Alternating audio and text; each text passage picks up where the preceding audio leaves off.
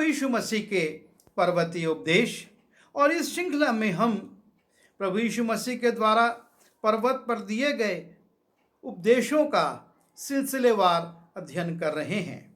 और आज भी हम जिस विषय पर कुछ देर विचार करेंगे और वो है सावधानी का। प्रभु यीशु मसीह कुछ बातों में अपने लोगों को सावधान करते हैं। वो चाहते हैं कि उनके लोग कुछ विषयों में सावधान रहें। जब हमने पिछले दिनों में मत्ती रचित सुसमाचार उसके 6वें अध्याय के पहले पद को देखा था, यीशु मसीह वहाँ पर कहते हैं, सावधान रहो, तुम मनुष्यों को दिखाने के लिए अपने धर्म के काम ना करो, नहीं तो अपने स्वर्गीय पिता से कुछ भी फल ना पाओगे। और इसमें यीशु मसीह धार्मिक आडंबरता से, जो आडंबर लोग करते हैं धर्मी होने का, उससे बचने को कहते हैं, उससे सावधान रहने को कहते हैं। और आज हम मत्ती रचित सुसमाचार उसके 7वें अध्याय के 15वें पद पर विचार करेंगे, जहाँ पर यीशु मसीह कहते हैं, झूठे भविष्यवक्ताओं से सावधान रहो, झूठे भविष्यवक्ताओं से सावधान रहो। और सावधान इसलिए रहो जो भेड़ों के भेष में तुम्हारे पास आते हैं। सावधान इसलिए रहो कि ये भेड़ों के भेष में तुम्हारे पास आते हैं, परंतु अंतर में फाड़ने वाले भेड़िए हैं। ये आते तो हैं बहुत धर्मी बनकर, नम्र बनकर, जैसे भेड़ बड़ी भोली होती है उस प्रकार से प्रभु के सेवक बनकर आते हैं, लेकिन इनका उद्देश्य आत्मिक हानि पहुंचाना होता है। ये आत्मिक रूप से लोगों को हानि पहुंचा देते हैं और इसलिए ऐसे लोगों से बहुत सावधान रहने की आवश्यकता है। ये लोग अपने स्वार्थ के लिए, अपने लाभ के लिए लोगों की आत्मिक हानि कर देते हैं। जब हम पुराने नियम में जाते हैं वहाँ पर भी इस प्रकार से सावधान रहने की बात कही है और लिखा है यिर्मयाह 23:16 में, सेनाओं के यहोवा ने तुमसे यूं कहा है, इन भविष्यवक्ताओं की बातों की ओर जो तुमसे भविष्यवाणी करते हैं कान मत लगाओ, क्योंकि ये तुमको व्यर्थ बातें सिखाते हैं। ये दर्शन का दावा करके यहोवा के मुख की नहीं अपने ही मन की बातें कहते हैं। परमेश्वर यिर्मयाह के द्वारा इस्राएली प्रजा से कह रहा है कि तुम इन भविष्यवक्ताओं की बातों की ओर जो तुमसे भविष्यवाणी करते हैं कान मत लगाओ, उन पर तुम ध्यान मत दो, क्योंकि ये अपने मन की बात करते हैं। परमेश्वर जो कहता है उस बात को नहीं कहते।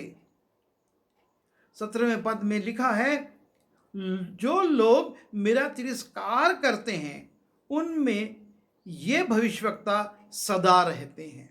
परमेश्वर के तिरस्कार करने वालों में ये भविष्यवक्ता रहते हैं। यहोवा कहता है तुम्हारा कल्याण होगा। ये लोगों से कहते हैं कि यहोवा कहता है तुम्हारा कल्याण होगा, और जितने लोग अपने हठ ही पर चलते हैं उनसे ये कहते हैं तुम पर कोई विपत्ति ना पड़ेगी। और इस प्रकार लोगों को ये भ्रमित कर देते हैं। लोग अपने जीवन का मूल्यांकन करें, अपने जीवन को जांचें और गलत बातों से सुधरकर सही मार्ग पर आएं, उससे ये भटकाते हैं। ये लोगों की इच्छा के अनुसार कहते हैं कि जो लोग अपने हट पर चलते हैं उनसे ये कहते हैं तुम पर कोई विपत्ति नहीं आएगी, और जो लोग गलत कार्य कर रहे हैं, जिनका जीवन परमेश्वर के अनुसार नहीं है, उनसे कहते हैं जो लोग मेरा तिरस्कार करते हैं, जो लोग परमेश्वर का तिरस्कार करते हैं, उनसे ये भविष्यवक्ता कहते रहते हैं कि यहोवा कहता है तुम्हारा कल्याण होगा। परमेश्वर का तिरस्कार करने वालों को ये प्रोत्साहित करते हैं, उनसे कहते हैं अरे तुम्हारा कल्याण होगा, तुम पर विपत्ति नहीं आएगी। और जब हम मीका की पुस्तक में जाते हैं पुराने नियम में ही, और उसके 3 अध्याय के 5वें पद को देखते हैं, वहाँ पर लिखा है, यहोवा का ये वचन है कि जो भविष्यवक्ता मेरी प्रजा को भटका देते हैं, लोगों को भटका देते हैं और उन्हें खाने को मिलता है तब शांति शांति पुकारते हैं, और यदि कोई उनके मुंह में कुछ ना दे तो उसके विरुद्ध युद्ध करने को तैयार हो जाते हैं। इन भविष्यवक्ताओं को अपना स्वार्थ सिद्ध करना रहता है। ये चाहते हैं कि लोगों से इनको दान मिले, इनको भोजन वस्तु मिले और ये तृप्त रहें।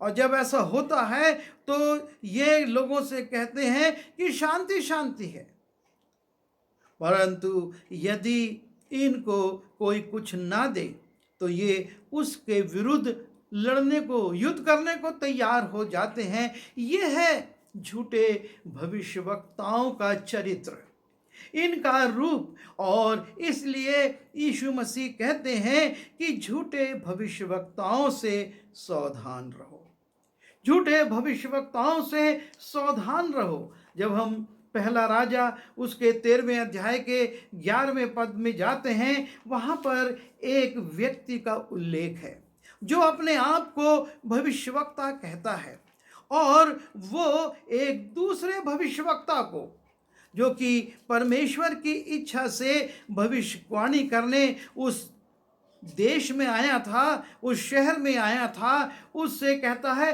अरे मुझको भी परमेश्वर का संदेश मिला है, और वो उसको भटका देता है। लिखा हुआ है पहला राजा 13:11 में, बेतेल में एक बूढ़ा नबी रहता था और उसके बेटों ने आकर उससे उन बातों का वर्णन किया जो परमेश्वर के जन ने उस दिन बेतेल में किए थे, और जो बातें उसने राजा से कही थी उनको भी उसने अपने पिता से कह सुनाया।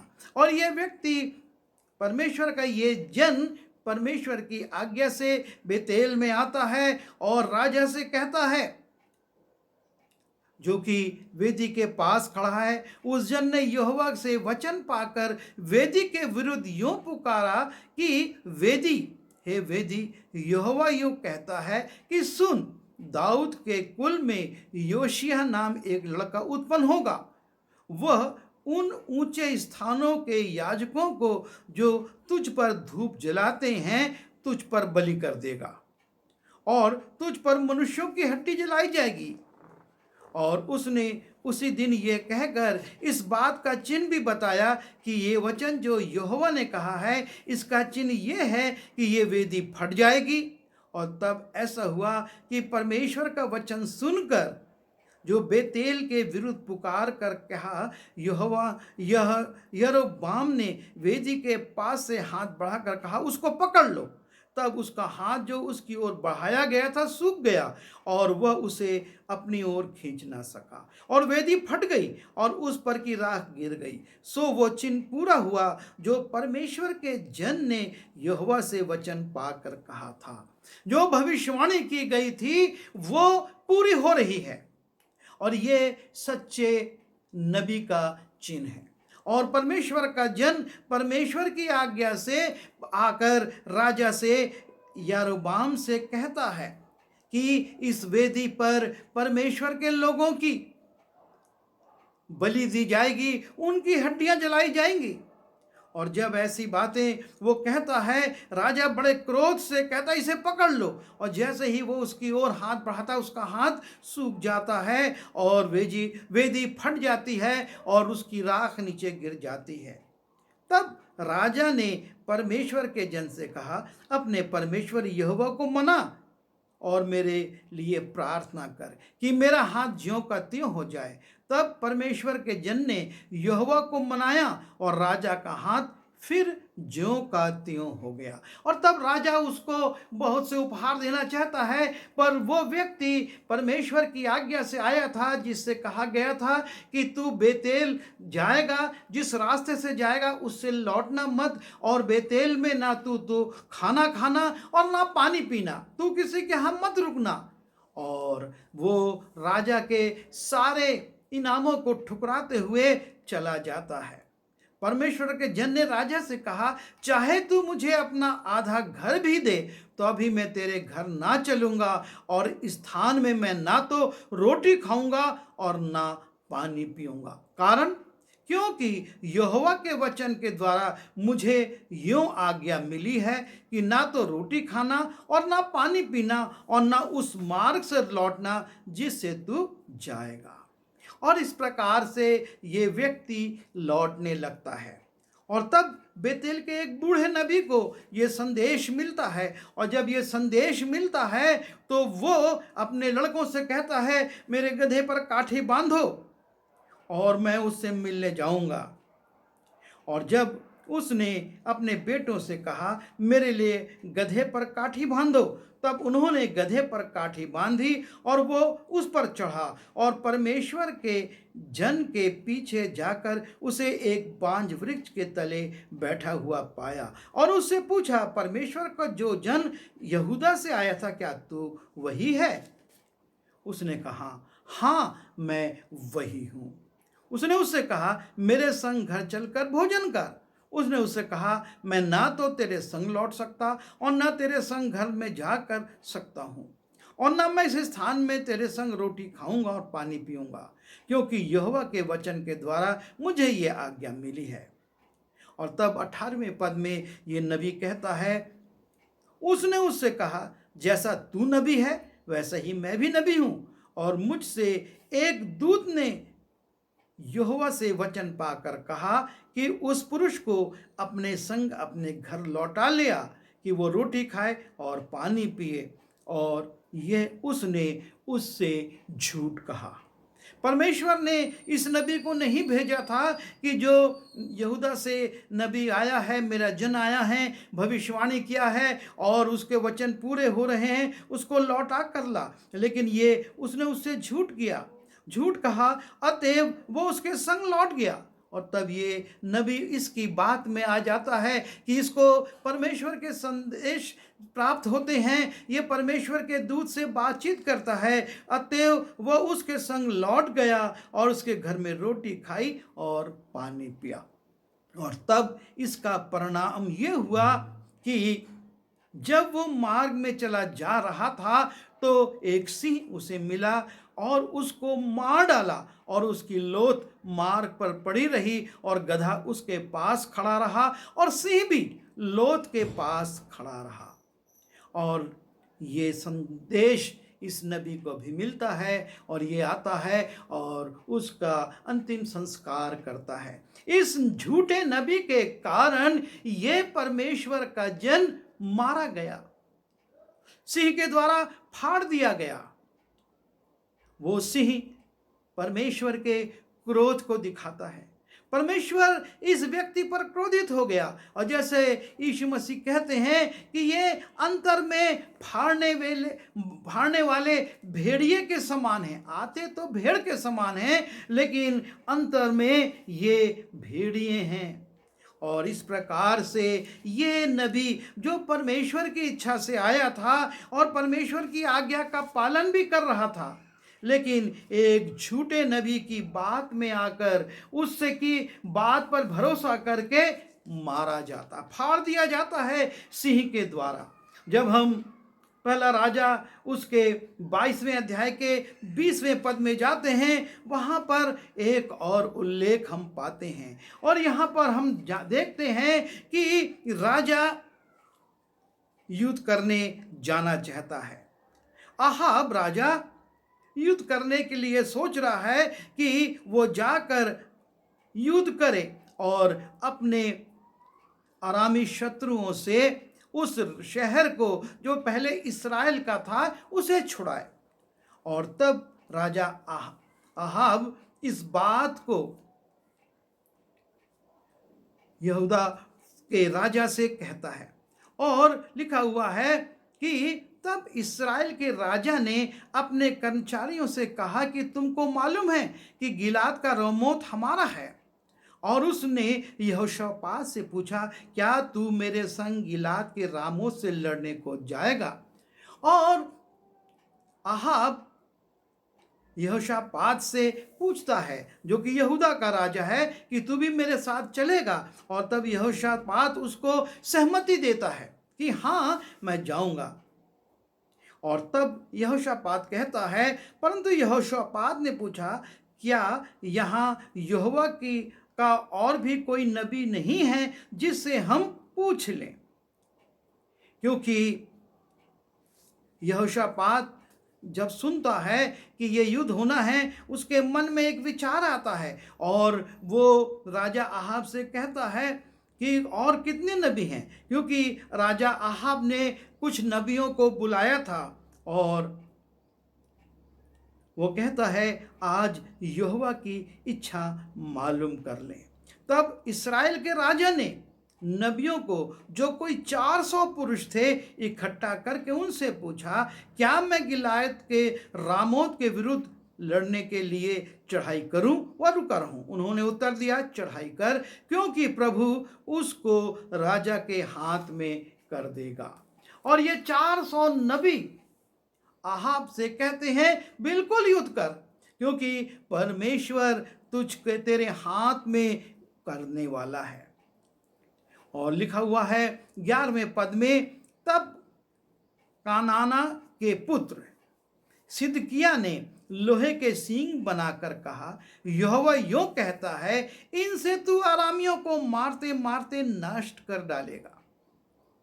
ये सिदकिय्याह भी एक भविष्यवक्ता है और वो एक लोहे का सींग बनाता है और राजा से कहता है कि तू इससे आराम के राजा को पराजित कर देगा।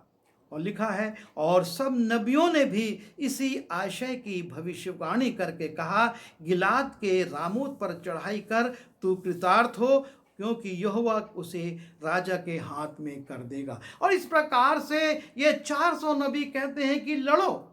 और तब मिकाया को बुलाया जाता है और राजा उसके विषय में कहता है, यह तो मेरे विरुद्ध में ही हमेशा भविष्यवाणी करता है। और तब मीका कहता है कि यह युद्ध करना राजा की मृत्यु का कारण ठहरेगा। और वो बताता है कि वास्तव में हुआ क्या, और वो स्वर्ग की एक घटना को बताता है। तब यहोवा ने पूछा, आहाब को कौन ऐसा बहकाएगा कि वो गिलाद के रामोत पर चढ़ाई करके खेत आए, अर्थात मर जाए? तब किसी ने कुछ और किसी ने कुछ कहा। निदान एक आत्मा पास आकर यहोवा के सन्मुख खड़ी हुई और कहने लगी, मैं उसको बहकाऊंगी। यहोवा ने पूछा, किस उपाय से? उसने कहा, मैं जाकर उसके सब भविष्यवक्ताओं में बैठकर उनसे झूठ बुलवाऊंगी।